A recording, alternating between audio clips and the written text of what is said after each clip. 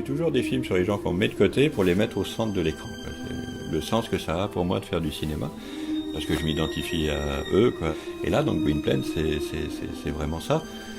C'est un adolescent, c'est quelqu'un qui découvre la vie, qui n'a pas les clés et tout du mécanisme de la société, donc ça, c'était le plus important.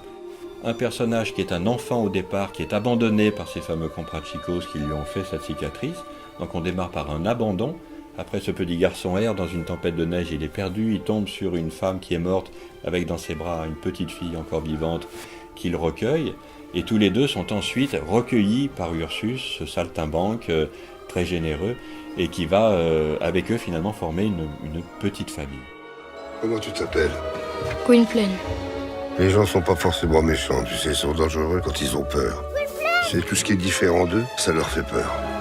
Gwynplaine, c'est un gamin qui est fragile, qui est naïf. Je crois que c'est dû au fait aussi qu'il ait les yeux de Dea, qu'il ne peut pas voir, donc il est habitué de lui décrire ce qu'il y a autour de lui, donc d'être attentif à chaque détail. Je le ressens comme quelqu'un qui cherche à être pris au sérieux, à être aimé.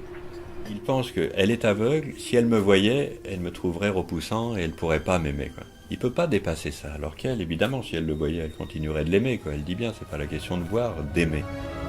Et si je devais ne plus entendre le son de ta voix, plus sentir ta présence, je n'aurais plus aucune raison de vivre. Là où la multitude voyait le monstre, Dea, aveugle, voyait l'archange.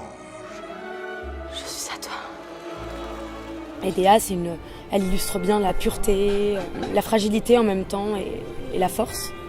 Pour moi, elle symbolise l'amour absolu, cette histoire. C'est une sorte de Roméo et Juliette, c'est l'amour qui triomphe, l'amour qui transcende. En même temps, ça laisse place au public à projeter beaucoup de facettes de leur vie ou de leur relation, que ce soit avec leurs amis, avec leurs parents, leurs frères, leurs amoureux, leurs amoureuses. Je crois que ça représente bien l'amour en général.